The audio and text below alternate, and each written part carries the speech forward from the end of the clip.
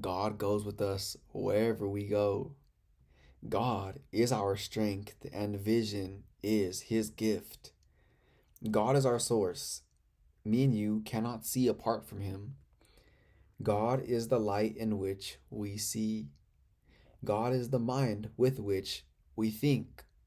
What's good, fam? We made it to lesson 59 of this beautiful book right here, A Course in Miracles, and we are going to dive straight in it. This is a review lesson of ideas 41 through 45 today.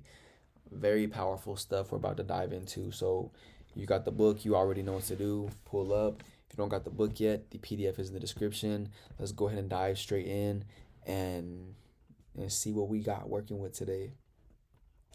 God goes with me wherever I go. Lesson 41. How can I be alone when God always goes with me? How can I be doubtful and unsure of myself when perfect certainty abides in Him? How can I be disturbed by anything when He rests in me in absolute peace? How can I suffer when love and joy surround me through Him? Let me not cherish illusions about myself. I am perfect because God goes with me wherever I go. God goes with me and you wherever we go, and it's only whenever we think we are these bodies that we are alone. But when we understand that we are one with and a part of all that is, then we think and we are wherever our thought goes. Me and you are so powerful, but we are unaware of it. We are unaware at points in time that God goes with us wherever we go. And we are here together today, remembering this and unlearning anything that is causing us not to see this. 42. God is my strength. Vision is His gift. Let me not look to my own eyes to see today. Let me be willing to exchange my pitiful illusions of seeing for the vision that is given by God. Christ's vision is His gift, and He has given it to me. Let me call upon this gift today, so that His day may help me to understand all eternity. One more time. Let me call upon this gift today, so that this day may help me to understand eternity. 43. God is my source. I cannot see apart from Him. I can see what God wants me to see. I cannot see anything else. Beyond His will lie only illusions. It is these I choose when I think I can see apart from Him. It is these I choose when I try to see through the body's eyes. Yet the vision of Christ has been given to me to replace them. It is through this vision that I choose to see. Now, again, like we've said a few days ago, the difference between seeing and vision is made apparent in the Course. Whenever the Course uses the word see, it is you're seeing with the body's eyes. You are identifying with the body. You are seeing images of what you made, illusions, fear. And whenever you have true vision, that ascends what you see. Having vision is able to see the real world, the truth that you are, seeing the truth of everything in this world that God created that is here with you right here and now. That is true vision. That is truly seeing. Having vision is what me and you are working towards attaining if we haven't attained it already. And whenever the Course uses the word seeing, again, it is you're seeing the images you made, fearful, worry, doubt images that we made apart from God. Remember, I can't remember which lesson it is, but God did not create a meaningless world. It is only whenever we see anything other than what God would have it be that we see a meaningless world, or a fearful world, or a worrisome world, whatever it may be. For example, if you are looking at somebody on social media, or you're looking at someone that is not in your immediate vicinity, and you're seeing them and you're judging them, or they're making you feel some type of way, envy or doubt or not enough, you are not really seeing, the course would say, you you don't have vision. I mean, you don't have vision in that moment. You are simply seeing images that you have placed above this child of God. So because you don't have true vision in that moment, you are asleep to who you are, therefore you're asleep to who they are. You can't see them for who they really are in that moment, because you're seeing an image that you have placed to cover up what God would have this person be, which is who they really are. Now, a few other examples is if there's a situation going on in my life and I get a flat tire. If I am looking and seeing with the body's eyes, that is going to appear fearful to me, because I'm seeing with the body's eyes. I am seeing from a lower state of consciousness. I am not operating with my higher self, with who God created me as, who I still am and always have been. I am in that moment thinking that I am this body needing to go somewhere, and I am thinking that I am the ego. And in that moment, I am seeing frustration in this situation that just happened just now, when what God sees with true vision is something happening right now that is going to lead to an even greater benefit. And this, what may appear like a contrasting experience, if you were awake in that moment and had true vision, you would understand that this is going to lead to something magnificent, because all roads lead to something magnificent. And it's only when we are asleep to who we really are that we don't get to be the receivers of the magnificence that is waiting for us on the other side of the dream. So just keep that in mind. Me and you have been missing out on so much, we could say, while being asleep. But while being awake, we are going to be more aware of what's happening around us, what's happening internally, what's happening out there. And we are going to be aware that there is an opportunity right in front of us right now, and this is the moment to seize that opportunity and accept the gift that God is giving us right now, because God works through people. God works through people. God works through me and you. So if you've ever been talking to someone who is a stranger, maybe, or a stranger was talking to you, vice versa, whatever the case may be. Let's just say you're talking to this person and you say something because you felt led to say something, and you don't even know why you said it, but that person just had a breakthrough. That's God working through you, and in a moment where you had no resistance and you're not identifying with the ego in that moment, you were receptive to God's communication. Therefore, he gave you the impulse to speak words with this certain intention behind it, that this person would understand. Even though you didn't understand what you were saying at that time, they received the message more than you did, because God works through us, which is why it is important for me and you to be clear of all the illusions going on in our mind, so that way we could be receptive to where God would have us go and what he would have us say and to whom. And not only to help others, but we will be receptive to that same knowledge and wisdom and intention and love and light that is coming from another person, and we could receive the message as well. We are all here with each other, doing this with one another. We are all here to work in the best interest of every single one and everything.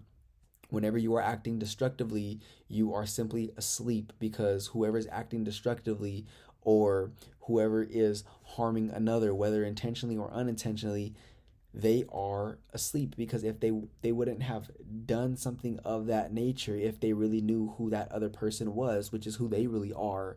So let's keep all of what we've been discussing for the past few weeks in mind all the time, because whenever we are aware of this information, we can stay awake and we can be the receiver of the good, and we can be a transmitter of the good. We could be a receiver of God, and we could be a transmitter of God. 44. God is the light in which I see. I cannot see in darkness. God is the only light. Therefore, If I am to see, it must be through him. I have tried to define what seeing is, and I have been wrong. Now it is given to me to understand that God is the light in which I see.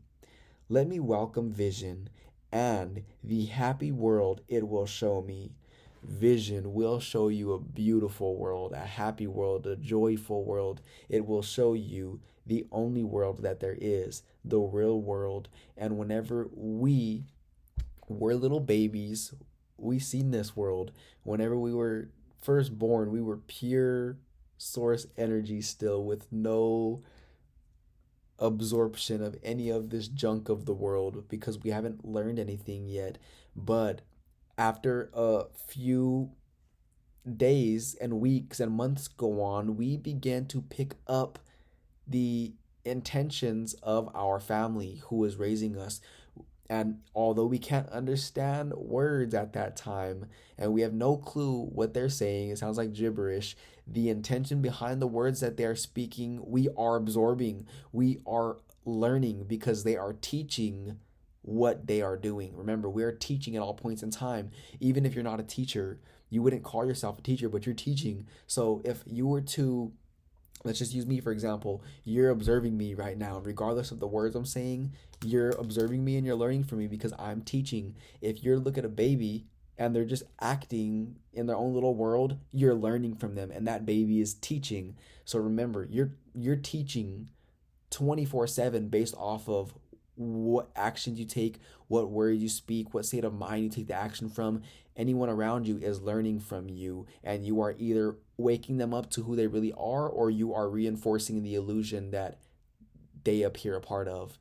You are reinforcing that illusion most of the time, because we're doing this unknowingly. And remember, what you teach, you also learn yourself. Meaning, if you're teaching fear, you're going to see fear in everyone else and you're going to learn that as well. But if you're teaching peace, people are going to see that peace, and they're going to respond in a way that that peace reflects off to you. They're going to respond in a way that they're observing the peace, and then you're going to see that response, that reflection, and you're going to learn peace, which is the best way. If you want to learn peace or love or joy or whatever it is that you feel like you need more of in your life, teach it, and it will be given back to you, because this world is just reflecting back to you what you have given it first. That's why there's a quote, I'm not sure where it's from or who said it, but it is, be the change that you wish to see in the world. And that's very true. Be the change that you wish to see in the world. We think that that is a statement so grand, affect the whole world, but better said, be the change you wish to see in your world. If you wish people were nicer to you, you probably should be a little nicer to other people, and then you would see that reflect back to you. If you wish to see whatever it is you wish to see, just be that, teach that, do that, and you will see more of it. That is law. Now, God is the light in which we see.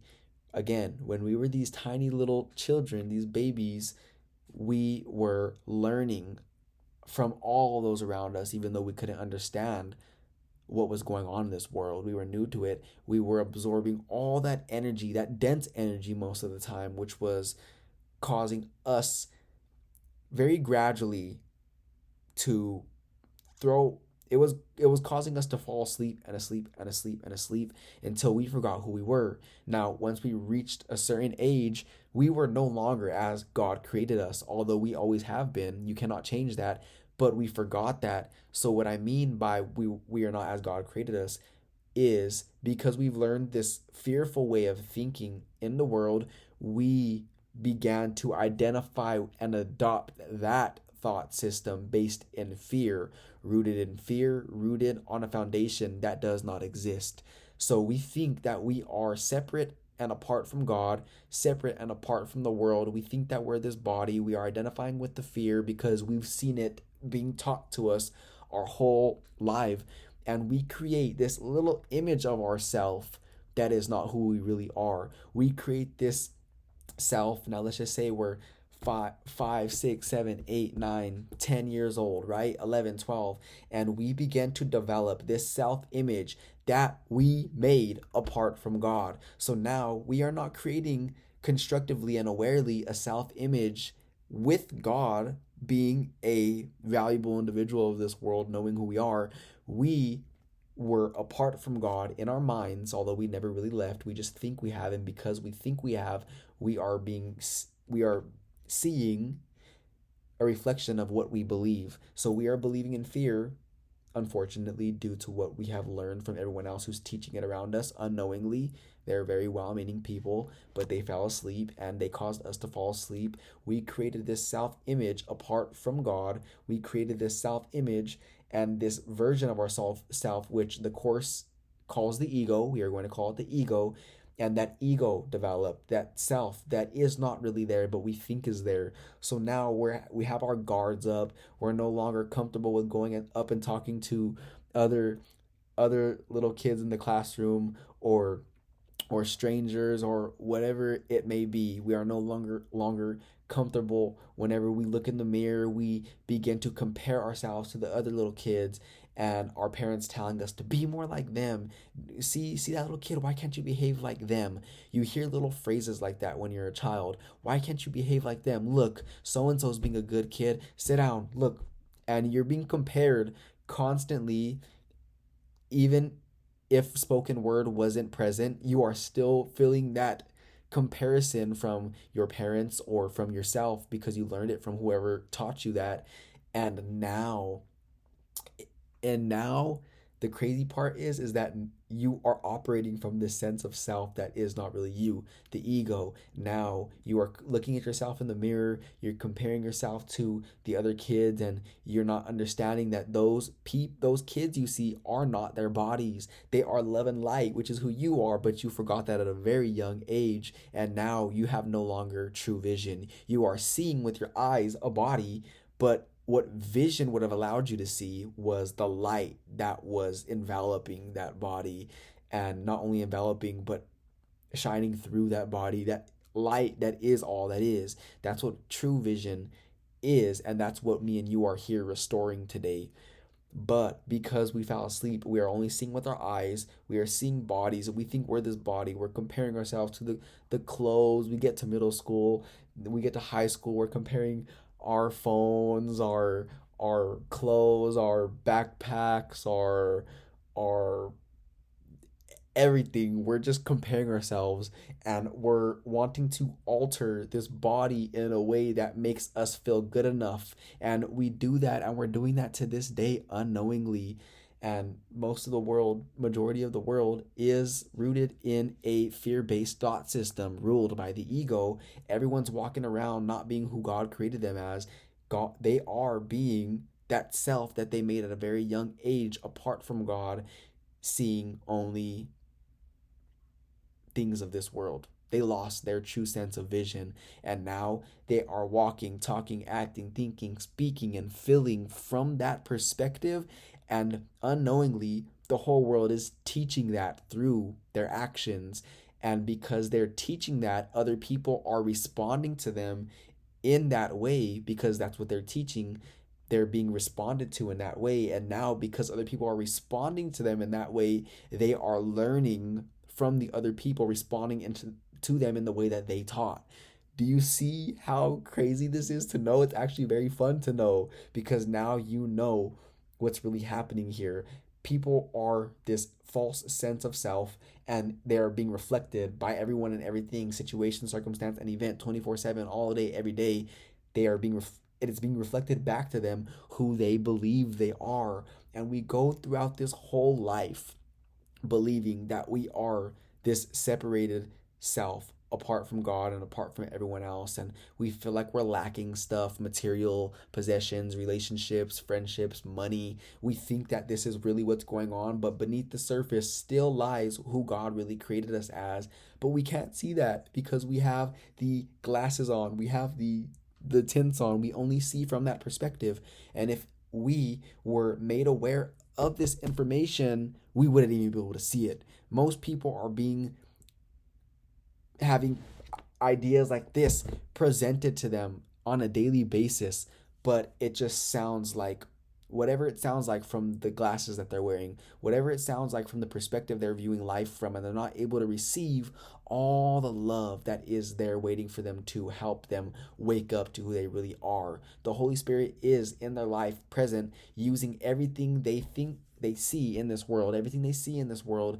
The Holy Spirit, if you will, or whatever it is that you want to call that part of yourself that is whole and undivided and remembers who it truly is, that part of you and them is using everything they see to help them understand how much they really don't understand. But because their consciousness and mind and awareness is so dense with these illusions and these worries and doubts and fears, they can't receive the love that's trying to penetrate through those blockages that they have made. So whenever they're in a state of no resistance with whenever that may occur for them, whenever they're playing a video game or sports or doing whatever it is that they love, and they're in a state of non-resistance, that's when the love and creativity is able to flow to them. But they don't allow that to happen for too long, because whenever you identify with the ego for so long, it wants to gain control and it snaps you back into its grasps at every single opportunity